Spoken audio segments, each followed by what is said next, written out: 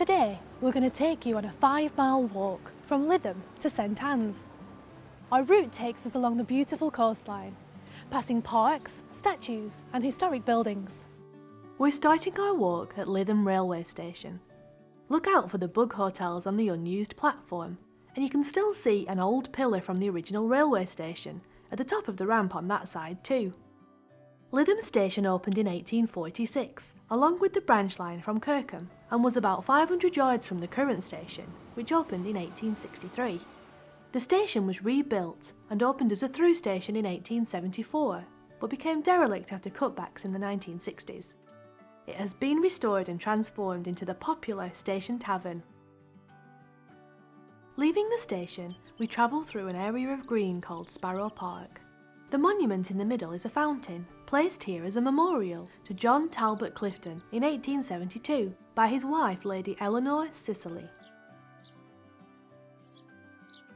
A short walk takes you into Lytham, with plenty of shopping opportunities and options for refreshment.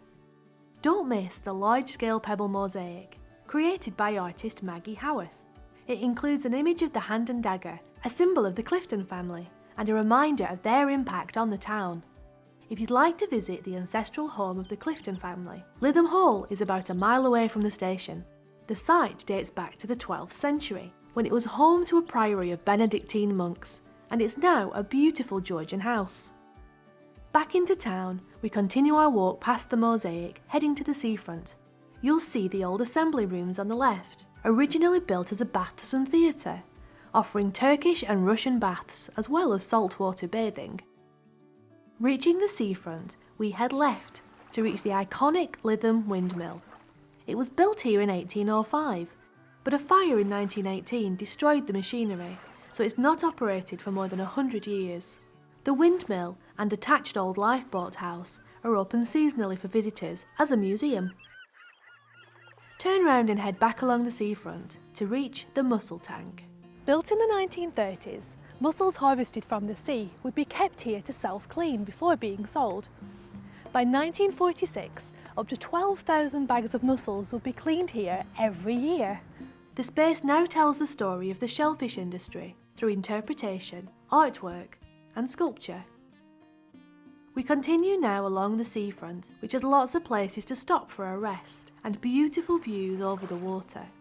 Look out for fishing boats bobbing in the sea and bird life as you walk.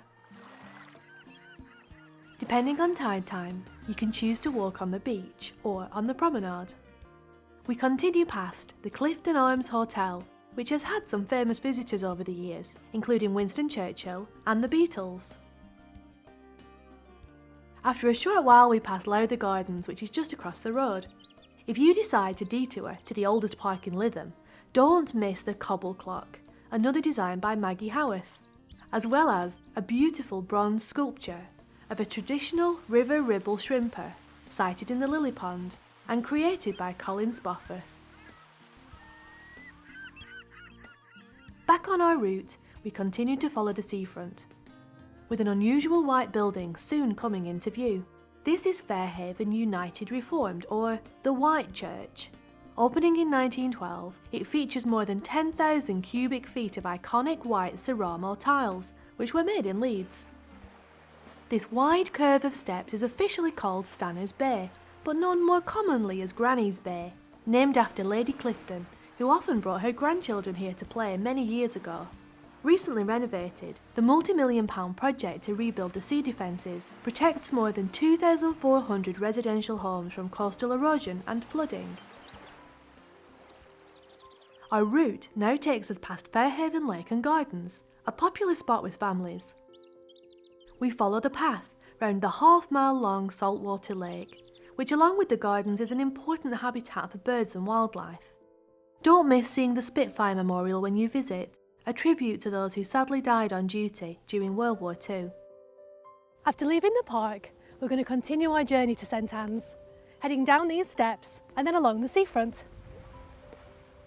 The beautiful flat path ahead offers great views, which are a really special part of this walk, and a chance to take some deep breaths of sea air and relax.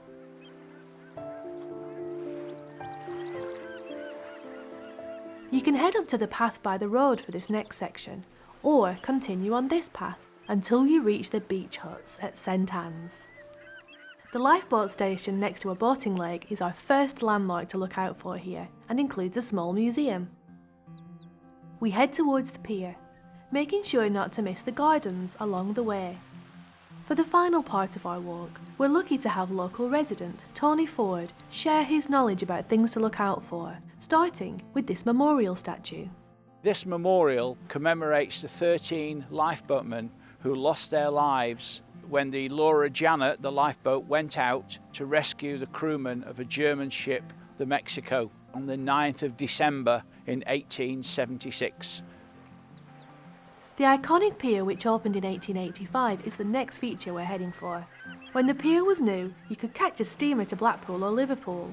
Later on, the channels in the Ribble estuary were dredged and changed to improve access to the docks at Preston, which meant the pier was now on dry land, ending the old steamer service. Over time, fires have sadly caused a lot of damage to the pier, and the photogenic ruins you can see on the beach are the remains of what used to be the very end of the pier's landing jetty. A statue of local comedian Les Dawson by sculptor Graham Ibsen is sited in the Peace and Happiness Garden just next to the pier. And across from the pier we walk past the town hall, originally built as a hotel. Notice the decorative wall.